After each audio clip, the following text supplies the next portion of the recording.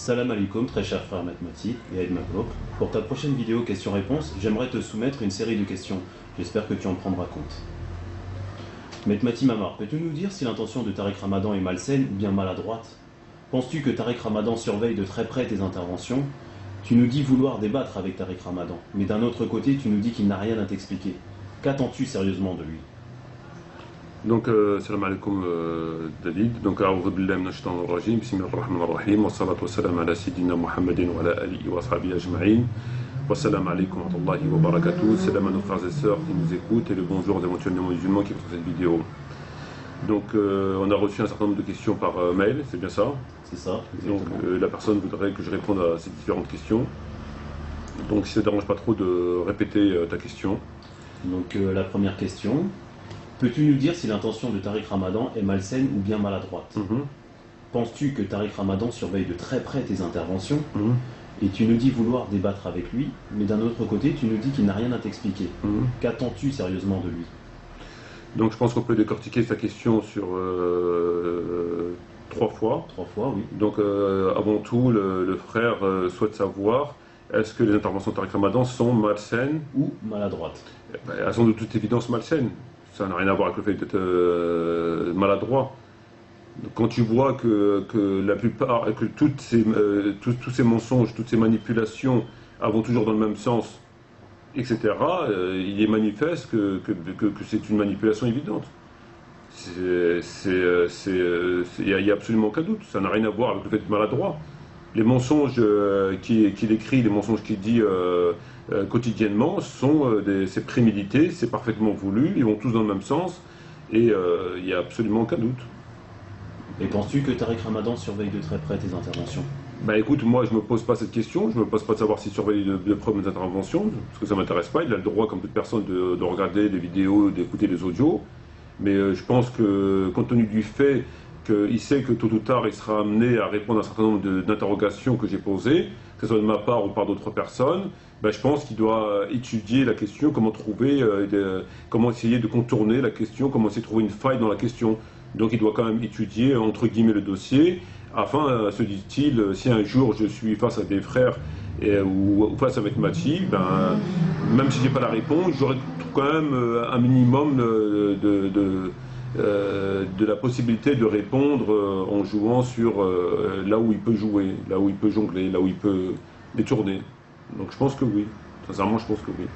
En tout cas, vu qu'il n'est pas trop bête, je pense que c'est dans son intérêt que de suivre de très près ce que je dis, et c'est sur quoi je le culpabilise, et bien sûr voir comment il pourra répondre, même si il n'y a pas de réponse à ces mensonges, parce qu'ils sont écrits, donc il ne pourra pas revenir là-dessus, et voilà.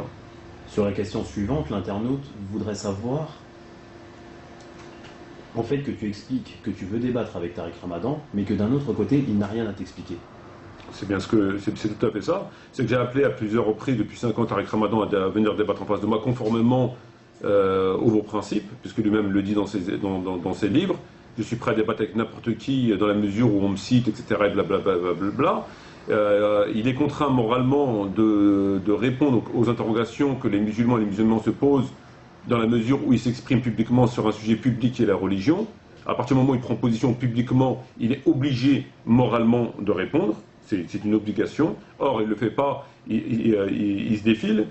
Et donc moi maintenant, il n'y a pas de contradiction. Si moi je l'appelle à débattre et que dans le même temps je dis qu'il n'a rien à expliquer, c'est pour le mettre devant le fait accompli, afin que les gens puissent constater par eux-mêmes. Parce que moi, c'est mon avis. Quand je dis qu'il arrête, de toute façon, il n'a rien à expliquer. Mais moi, je voudrais le prouver à tout le monde qu'effectivement, il n'a rien à expliquer. C'est pour ça que on pourra le prouver que lorsqu'il acceptera de se mettre en face de moi, ou moi en face de lui, et que les gens pourront constater qu'effectivement, il n'a rien du tout à expliquer, et qu'effectivement, c'est un menteur et un manipulateur. Voilà, mais moi, en ce qui me concerne moi, mon avis il est complètement arrêté et j'en suis sûr absolument à 100%. Je veux dire, on a pu étudier les questions, on a bien vu, c'est tellement gros, c'est tellement aberrant que ça serait une insulte à mon intelligence que de me dire peut-être qu'il existe une réponse. Donc voilà, donc si je demande à ce qu'ils débattent, alors je sais qui n'a rien expliqué, c'est uniquement pour les gens, afin que les gens puissent le constater par eux-mêmes. Peut-être qu'il y a des gens qui ont encore un doute. Compte tenu qu'ils ne savent pas trop, ne connaissent pas la religion, peut-être qu'ils ont un doute. Et moi, je voudrais leur enlever le doute. Et cela, je pourrais le faire que lorsqu'ils seraient mis en face de moi, ou moi en face de lui. Voilà. C'est pour la transparence, théologique, pour la transparence intellectuelle, c'est normal. C'est tout à fait normal. D'accord, il y a une autre question. Que penses-tu de l'appellation Al-Sunnah wa Jama'a? L'appellation Al-Sunnah wa Jama'a, pour moi, c'est un terme, comme le terme sunnite et comme d'autres termes, qui n'ont pas de fondement. Ou alors, s'ils ont un fondement, un minimum de fondement, il y a une récupération. C'est-à-dire qu'à l'époque du prophète, ou à l'époque des compagnons, le prophète, il n'a pas dit « je fais partie de Al-Sunnah wa Jama'a ». Tu ne trouveras jamais dans un dit du prophète, ou tu ne trouveras jamais un verset coranique, où il y a écrit « faites partie de Al-Sunnah wa Jama'a ». Ça n'existe pas. Je défie quiconque de me ramener un verset, ou je défie quiconque de me ramener un hadith, où il y a écrit Al-Sunnah wa Jama'a. Donc Dieu nous appelle à être quoi? Il nous appelle à être musulmans. Dans le Coran, il dit musulman. Le terme qu'il emploie, il n'emploie qu'un seul terme, c'est musulman. Donc c'est un terme qui n'a pas de fondement, et si il existe un minimum de textes où ce terme serait mentionné, l'explication, enfin la doctrine de Al-Sunnah wa Jama'a d'aujourd'hui n'est pas toujours celle qui a existé à une certaine époque. C'est-à-dire que c'est les savants qui sont venus après et qui sont exprimés sur différents sujets, et de là ils ont fait leur Al-Sunnah wa Jama'a. Voilà.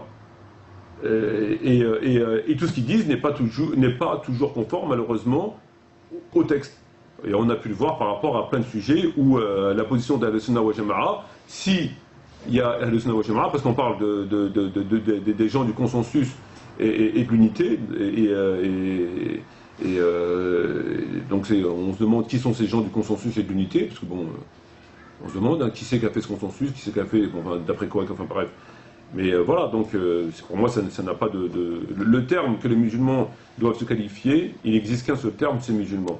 Tout autre terme doit être rejeté. Voilà. Pour moi, c'est clair, net et précis. Ce terme englobe le Coran, la Sunna, la sincérité, enfin tout ce qu'on voudra. Et c'est le terme que Dieu a choisi pour nous, c'est ainsi qu'il nous a appelés, c'est le prophète, c'est ainsi qu'il s'est appelé, et c'est ainsi qu'il a appelé ses adhérents, c'est musulmans. Je rejette tout autre terme. Même si on dit que, mais en fin de compte, c'est plus ou moins pareil, parce que le Sunna veut dire que ceci, que cela, que là, peu importe. Pour moi, ça ne m'intéresse strictement pas. Voilà. Donc pour moi, ce terme est à rejeter comme toutes les autres étiquettes qui ne peuvent créer que la division. D'accord. Une autre question. Pourquoi les récits relatant les crimes de Muawiyah et de Yazid sont-ils mis à l'écart par la majorité des musulmans? Les crimes commis par Muawiyah et par Yazid ne sont pas mis à l'écart par la majorité des musulmans, parce que la majorité des musulmans ne sont pas des écrivains, ne sont pas des savants. Donc ce n'est pas eux les responsables de cette occultation des récits. Les responsables de cette occultation de ces récits, c'est une certaine élite qui, elle, écrit des livres, qui, elle, propage la science, propage des documents, et occulte un certain nombre de vérités historiques. Mais tout le monde n'occulte pas. Lorsqu'on prend le savant Maoudoudi, qui était un savant sunnite, dans son livre Le Califat et la royauté, il a clairement dénoncé Muawiyah et Yazid. Donc, et pourtant, c'est un savant sunnite.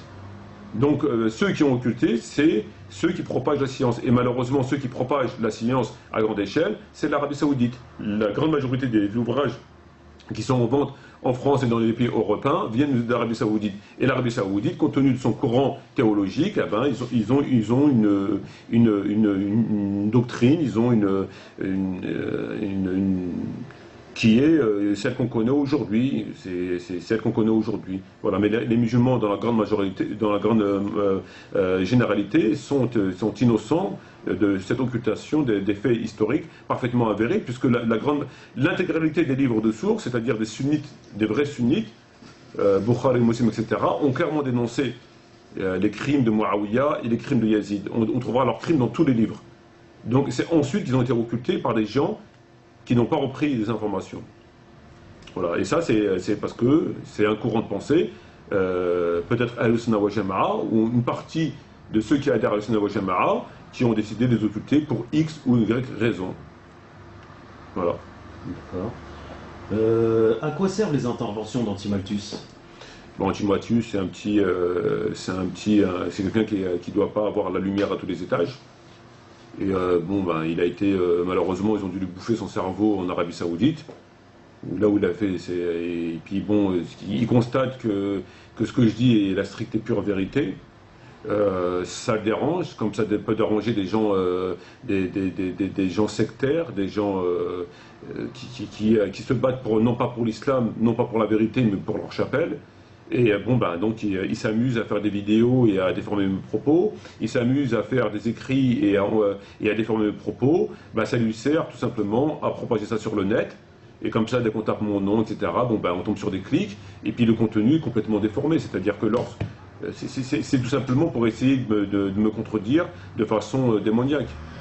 Et lorsqu'on clique sur ces liens, sur ces vidéos, bon ben c'est de la déformation, c'est des choses que j'ai jamais dites, c'est des choses qui sont complètement inventées, déformées, et ça lui sert, ben, ça permet à me contrer, quoi, de façon tout à fait malsaine, tout à fait pourrie, mais bon, c'est comme ça. Je veux dire, malheureusement, il existe aussi des gens comme ça, qui... c'est comme ça, il faut faire avec. Donc c'est une intervention, on sait qu'ils ont une tendance très prononcée pour le mensonge. Donc lorsque tu viens avec la vérité et qu'ils ne peuvent pas te répondre avec des textes, alors bon, bah, ils font aussi des méthodes connues, c'est classique. Le mensonge de ces gens-là, c'est quelque chose de tout à fait classique. Ça fait partie de leur pratique courante. À défaut de pouvoir répondre textuellement, concrètement, ben, ils déforment, ils mentent, ils mettent des liens, ils mettent des vidéos, etc., pour faire du sabotage. Mais malheureusement, ce qu'il oublie, entre guillemets, c'est qu'il répondra de ces liens et il répondra de ces vidéos un jour. Mais des gens comme ça, il y en a plein. Il y en a plein. Il n'est pas pire que Tariq Ramadan, il n'est pas pire que plein de gens. Enfin, il y en a plein des gens comme ça. D'accord. Pour terminer, une demande de contact a été formulée par email via talaweh.fr. Juscelin-Edouard@hotmail.fr qui te dit Assalamu alaikum cher frère, peux-tu nous parler un peu de l'organisme le Secours Islamique? Est-il fiable selon toi? Faut-il leur donner? Ben écoute, moi je connais pas le Secours Islamique plus que ça, donc je ne vais pas faire un procès d'intention. Je ne peux pas savoir s'ils sont fiables ou pas. Moi je sais, et j'en suis convaincu, que normalement le fait de venir demander des dons aux gens pour aider des musulmans qui sont en Palestine ou ailleurs et qui sont victimes de la tyrannie, qui sont victimes de l'oppression, normalement c'est un moyen à court terme. C'est-à-dire que dans le Coran, dans la Sunna, lorsque des musulmans sont tués, lorsque des musulmans sont torturés, lorsque des musulmans sont emprisonnés, Dieu ne demande pas de leur envoyer de la lessive ou des cahiers ou je sais trop quoi. Dieu nous demande tout simplement de leur venir en aide par les armes, puisqu'ils sont opprimés par une armée, par un système. Donc la solution par rapport à ça, coranique, c'est de venir en aide à ton frère par les armes, et non pas pendant que lui se tuait et que lui se massacrait, toi tu lui envoies des carambars, tu lui envoies des malabars, tu lui envoies des chewing-gums, tu prends l'argent des musulmans qui eux-mêmes déjà ils n'en ont pas beaucoup, pour leur donner à eux. Et en définitive, ça ne règle pas le problème. En définitive, ça ne règle pas le problème, puisque ça existe depuis combien de temps ce Secours Islamique? Depuis des décennies. Donc, il y a toujours autant de souffrance, il y a toujours autant de malheureux, il y a toujours autant de crimes. Donc ça ne règle pas le problème. Donc cette solution, normalement, c'est bien d'aider, c'est très très bien de venir en aide, mais normalement c'est un moyen à court terme, c'est un moyen provisoire. Or, eux, ils en ont fait un moyen définitif, à long terme, tout le temps. Et ça, moi je pense, c'est tout simplement pour deux raisons. La première des raisons, c'est qu'ils n'ont pas le courage, d'aller aider leurs frères par les armes. Ils n'ont pas le courage. Ils veulent bien envoyer un paquet de nuts, ils veulent bien envoyer des malabars, des mars, etc. Ils veulent bien.